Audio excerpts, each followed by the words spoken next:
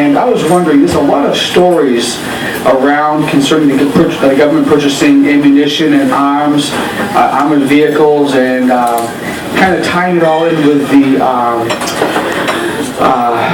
when he would, I forgot to just let my mind, when he would take over the government. I can't remember the word right. Is that true? Is all that true that the government's actually doing that against the American people? Chuck, from all reports, I think it is true. Homeland Security's been buying up tons of ammunition. I got a report from a colonel in Tennessee yesterday of the number of MRAPs, what they call it. You can Google that, MRAP. There are actually armored vehicles that are being sent by the federal government down to the police throughout the country. So there's been a lot of movements of these armored vehicles going to local police in anticipation, as I understand, that we'll have civil unrest in this country.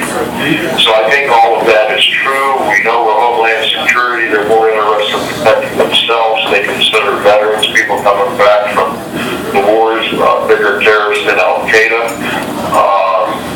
And so all that stuff's out there. I'm not making it up, and I know you all have seen it. So this is a very serious situation in America, again, of a tyrannical government. It's got to be brought down and replaced because they are absolutely against the American people. Look at the IRS, look at the Attorney General, look at the actions within our senior military, look at the CIA, look across the board at what's happening, and understand that this is a situation that we can no longer tolerate. We have to do something this year. We have another question by our young friend. Would it be fair to say that you will uphold your oath to support and defend the Constitution and the American people until the end, so to speak? That's correct, and that's what warriors do. We fall on our swords to protect our families and our brothers and sisters before anything else. Okay, we have one last question, I believe. The last four have been the last one, but I love it. Here's this young fellow again. Tell us your name, again, sir. James. My mom, she's an actress, so she's not able to come to the microphone, but she wanted to ask, with the top-heavy military, how long until the upper... You're asking me to read? Until the upper forces age out, and will there be strong leaders to follow them? The upper element of our forces, yeah. I have confidence in our senior enlisted people and also the lieutenants and captains and majors and colonels coming up through the ranks. And I would think if I had the situation just like General Marshall did in World War II, he replaced 46 generals. Now we need a situation, if they're not going to fall in line and support the Constitution, the American people, that we go in and replace all of those senior officers and bring some of these junior officers in place. I wouldn't mind even recalling some great retired officers that we may have to come back into service. But I'm certainly very not trustful of some of the senior military today who are falling under the Obama umbrella and the ideology, the social engineering of the military and everything that's going on. So we're really, again, I'll go back to my theme, America's at a crossroads. Yeah, this is going to be the last question because we've got to get on with our caucus. We're going to be here till 3 o'clock in the morning. Okay, tell us who you are and give us your question, ma'am.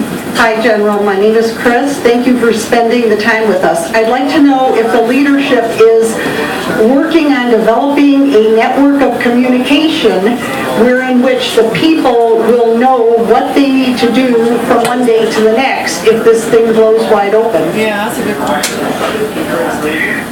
Yes, I think there is around the country, talking to people in Tennessee and Florida that I've talked to, some people in Montana just this afternoon.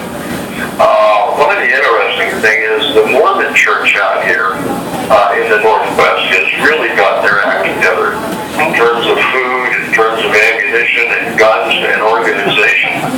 So, we're not as dumb as our politicians think we may be.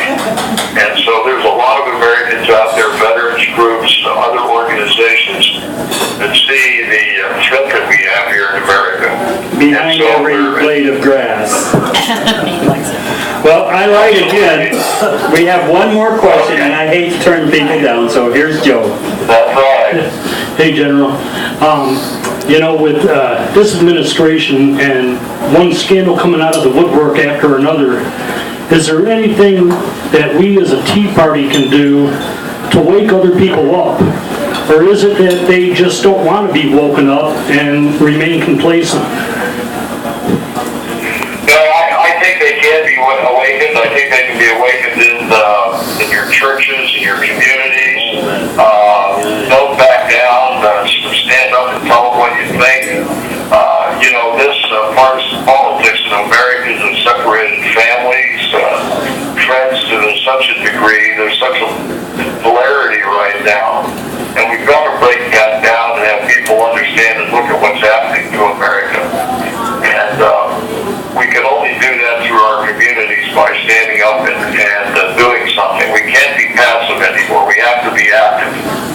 And if it takes the American Spring or it takes any other in our state capitals, just like the Tea Party did in the past, we've got to continue to do that. So I'm not supporting any candidates in America that are not a Tea Party candidate.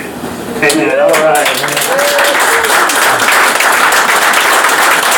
General, let me say this as we say goodnight to you. We wholeheartedly want to thank you for your service. We know that over the years it has not been without tremendous sacrifice. And as you go through what would be termed to be your golden years, that sacrifice is still being demanded of you. And we are so thankful that people like you are out there willing to do this. And so we're going to give you a great round of applause and say good night. General Vallely.